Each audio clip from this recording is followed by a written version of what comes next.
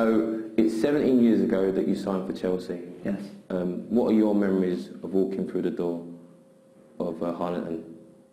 Okay.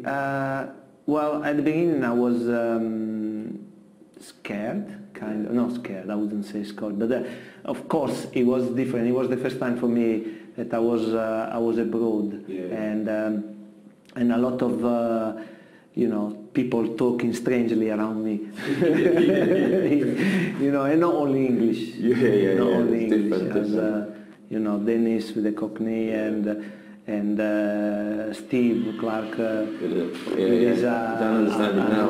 It took me 6 months to understand him, but no, it was great, really. Honestly, I enjoyed it because the support as the players, they made me feel special, and so my contribution came naturally, and I really enjoyed it.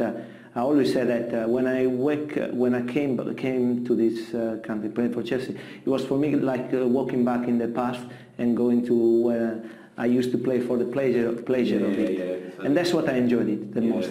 I came here, I was 30, and I ended up playing 39 just because. He's only 30. I thought he was about 38. If I'm honest.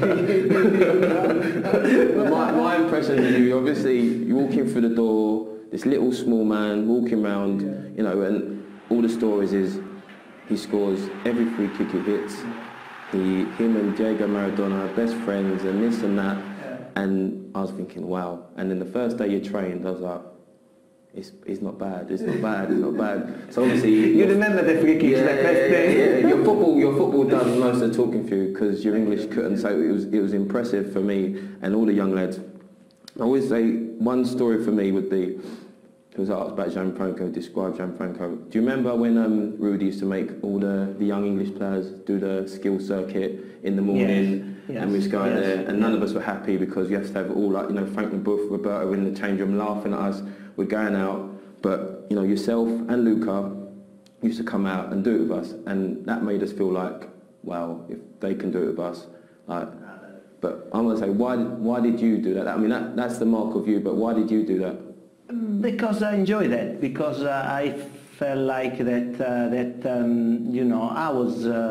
I had certain qualities, but I don't know. I thought it was. I like to stay with you guys, and I like to feel the same of the other guys, and if I could help, I would have. I really wanted to do that. It was a pleasure, really. I always enjoy spending time there with Jody, with Mark Nichols, with everyone, because he was a player. There's no other explanation. There's no reason behind or anything. It made all of us feel like, well, this isn't a punishment if we're doing training with Gianfranco, and regardless of anyone laughing. So it made us as young lads, we embraced you in that, and you come over to us, made us feel like champions. Do you know what I mean? So we loved that. But we had the Jodies, myself, Mark Nichols. Just call ourselves the Rebels. Gianfranco, the manager. How would you have dealt with the Rebels? How would you have handled the Rebels? I would enjoy it. It's in a game, in a football game. I believe that the more you have people connected to each other, friends, and something in common, also some naughty things in a good way. I mean, it's not. We cut this. No, it's nice. I mean, that's what you want. If the more people you have connected to each other, like you were, like we were, the more successful the team will be. Of course, then if you have the quality, the success is going to be even bigger. But without that, you can have all the quality, and I can assure you that I've been in teams where the quality was very high, the standard of the quality was very high, but we didn't achieve anything because there was not that connection that we had in those years with Chelsea. And the Rebels, they were brilliant. We loved it. For me, being a young lad, got so many superstars, players that I see on the TV now and playing with them. There was a few players for me, yourself, Gianluca and Mark Hughes, who when I played, all I wanted was to think, hope they think I'm a good player. That's all I wanted, more so than the manager or anything. I just wanted to think, I hope Gianfranco comes off and thinks I'm a good player. And that's some of the motivation that motivated me. I don't know whether you think I did. I mean, that was my motivation. That's the sort of like inspiration you had for us as young players when you signed. We had to raise the bar because all of a sudden now to stand in the team, I'm training and playing with a world-class player. So that's the sort of effect you had on someone like myself, and that's what it... It's good to know, Michael. You never told me these things. No. You raised your standard very well, and it was great to play. Really, honestly, cool. We've had that was probably in my football career was one of the best years of all. And because I could feel that, I knew that there were people enjoying each other's company, enjoying, everything, even the mistakes and everything. It's been a great time. So your era at Chelsea, say the '97 team, there's been about, 10 or 12 have gone on to be managers, including yourself. Did you look at that team and think that there's a lot of managers in this room? Because there's a lot of personalities, but would you say there's a lot of managers in that room?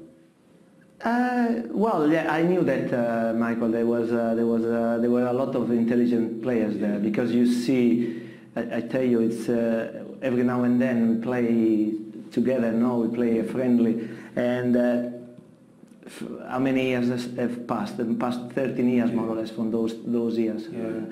And you see the players now playing now when they are 40, 47. And you see the way they move. They are intelligent. They play the same as they play now, and you can understand why is that, because they were so clever on the pitch, so positive. They knew. They were not just running around. They were running the right way, passing the right way, and so I'm not surprised to see so many doing well and becoming managers. And of course I didn't know that time whether they will become. But I knew there were players that they had brains upstairs. So I'm going to test your honesty now. And I'm going to test your honesty. I'm going to give you a player's name, and you're going to tell me just yes or no. So it's got to be cutthroat, whether you thought there was going to be a manager or not. All right? Gianluca Vialli.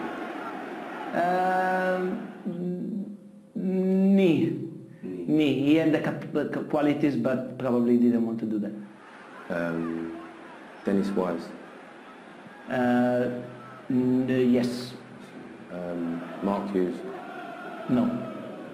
Not because he didn't want to. Because at that time I didn't see him like he wanted to be a manager. Yeah, you remember the way?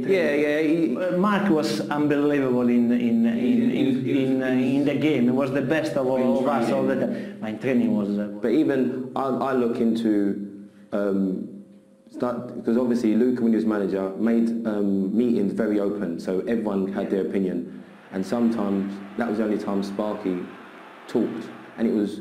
For me, it was like, when he spoke, it had meaning. So meaning all the time. Sometimes someone would speak for the sake of speaking. Yes. So that's the only reason I got that he might be a manager, because he had sense. He didn't speak all the time. As I say, training, he was useless, one of the worst. He wasn't. He was one of the worst. No, absolutely. But then when there was a meeting, he spoke, and it was like, for young lads, like, wow. No. My doubt wasn't on regards of his qualities. It was more his desire to become a manager. That was the only thing.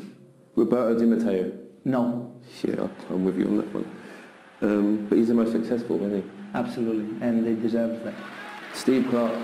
Yes. Yeah. Torre Andre Flo. No, I wouldn't think in that moment that he wanted to do that. No. I don't know why. Gus? Oh, yes. Yeah. Yes.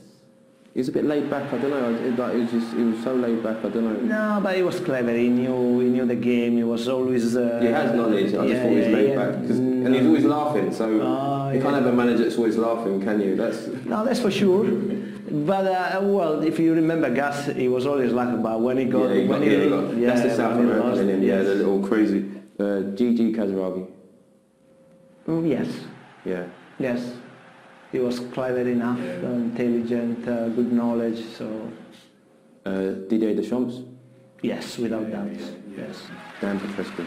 For me, Dan Petrescu was one of the most intelligent players I played with, and so yes, I think he was going to become a manager. Yes. Yeah, I only say that again. You say the desire thing. Yes, he looked like he just didn't care. All he cared about is if Gus was there, and as long as Gus was there, he was happy. So he was particular. Yeah. Frank Sinclair. No, not really. No, because I thought Frank was more interested in other things. I'm joking. There is no one else. He's a cheeky boy. I think that's it on my list. I think. Yeah, that's it. But in general, you enjoying being a manager? I enjoy it, really. I enjoy doing my job in a certain way. Yes, I do. Sometimes it's difficult because obviously there are some aspects of this job that still I'm grinding in, but it's okay. I enjoy it. If I went down the list, I wouldn't say you was going to be a manager. Only because knowledge, yes, but personality. The whole to you know, not everyone has to shout, but just to them sort of decisions, or I couldn't see that in you. That's the reason, Michael, that honestly I left and I didn't think I was going to become a manager, and honestly I was going on that way until I started working for the under-21s in Gigi. And that moment I started to really enjoy, I have the pleasure to try to do help people. Exactly. That is the main thing that two reasons. I wanted to play football in a way that I thought it was going to be very successful. Yeah. And the other thing was to help people to develop. That's probably the strongest motivation for me.